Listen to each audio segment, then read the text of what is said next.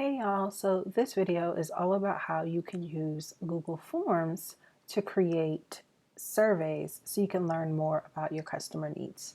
So you're going to go, if you don't already have a Google account, please set one up. But then you're going to go to docs.google.com. You're going to select forms, and then you're going to create a new form. So you're going to hit blank. And we're going to title our form. Now, it's not going to be like market research, but please call it something interesting.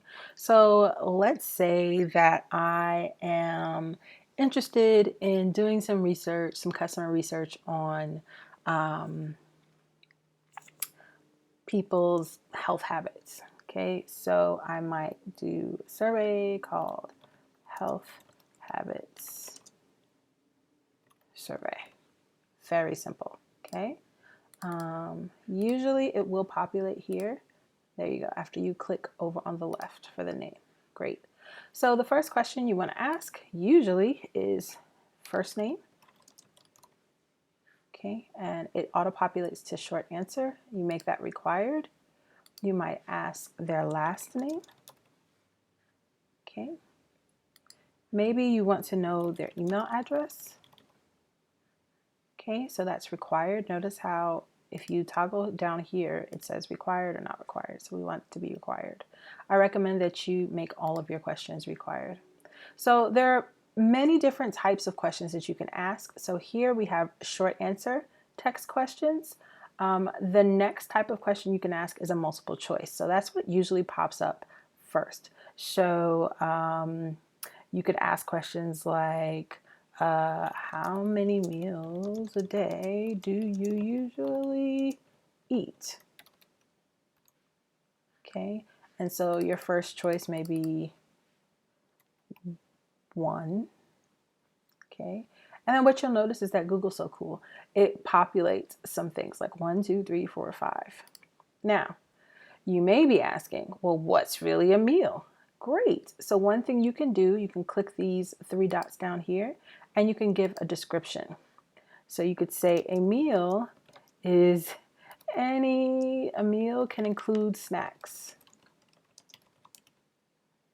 Okay, or sorry, snacks can be considered a meal.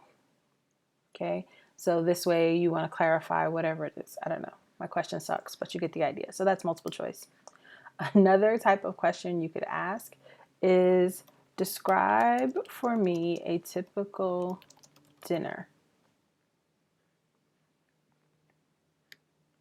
Or describe for me what you eat for a typical dinner. You could just say describe. You don't need to say for me. Describe what you eat for a typical dinner. So what you're seeing here is paragraph, right? So you want to make sure that the people who are taking this can respond in long answers, okay?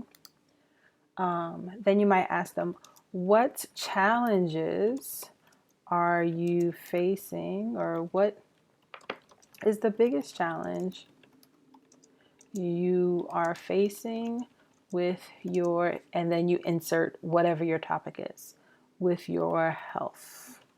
Okay. And then again, long answer required, and it goes on and on and on and on. So you're going to keep asking these questions. You want to make sure that you're asking a mix of multiple choice, short answer, and long answer questions. You want to be able to get as much detail as you possibly can. All right. So now we're going to go to responses, and it's currently saying accepting responses, but there's something really neat here. Okay.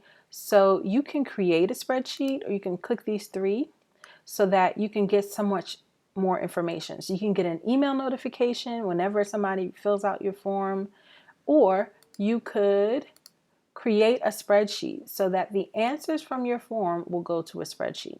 Okay, so maybe I want to create a spreadsheet and it's health habits survey, because that's the name of my form, and it's going to be responses. So we're just going to hit create.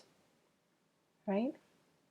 So what that does is anytime somebody fills out your survey, their responses are going to go in this lovely spreadsheet, which makes it so much easier to understand the data that you're collecting when it's in a spreadsheet form than to individually click on all the responses. So you can compare, how many meals a day people eat.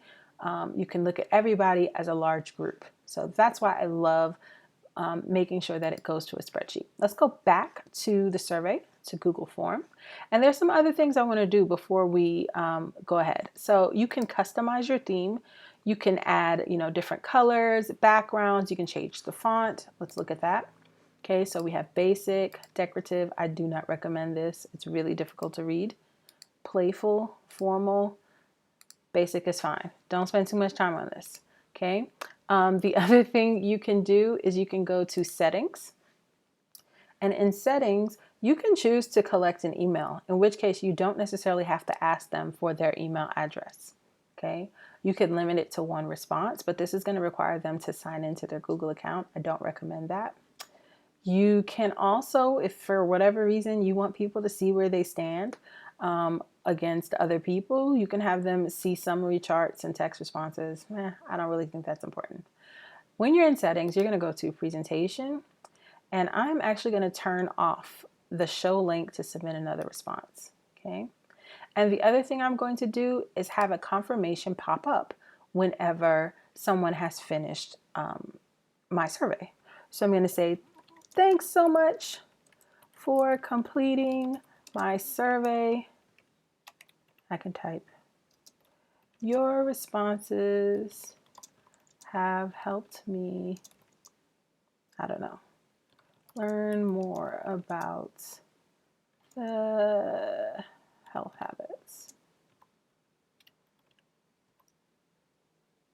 Okay. And then you could say, if you're going to follow up with the survey, sometimes what I like to do is, if I have any questions, I may follow up with people. So maybe I want to know, like, they responded to something and I wanted more clarification. So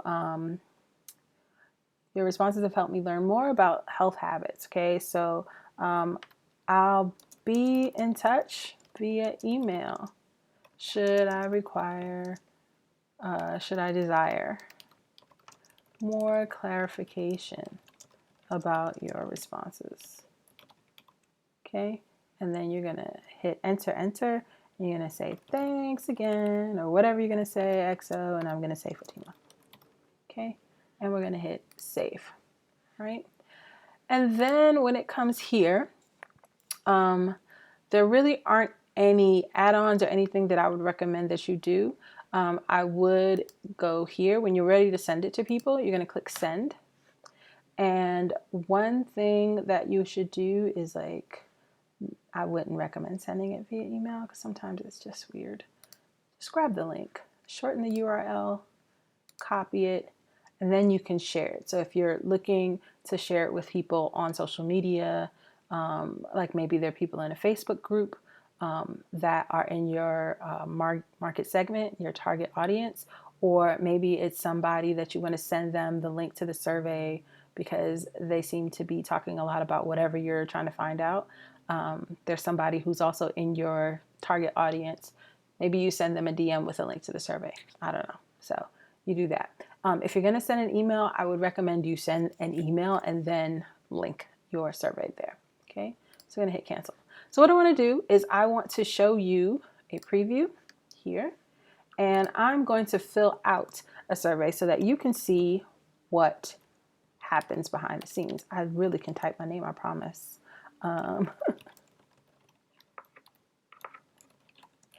Okay, how many meals do I usually eat per day? Honestly, I only eat 3.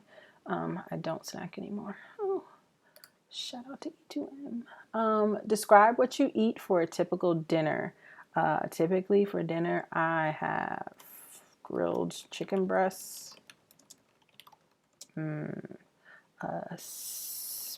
spinach, sauteed spinach,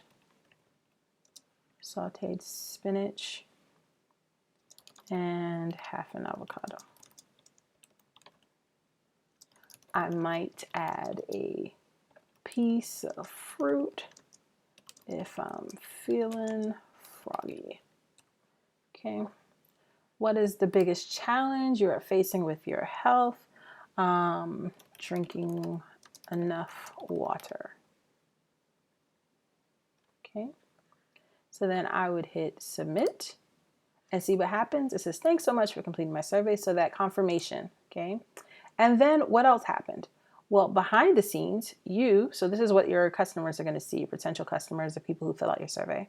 But then you will see this. See how it automatically gave you that information. So one thing I would recommend you do, though, whenever you're looking for this, is I would make sure that you kind of pull those out a little bit more if you have any long answer questions, so that your people you can see the questions a little bit better. All right, so that'll do it for me. That's how you create a Google form, or you use Google Forms to create a survey to learn more about your prospective customer needs.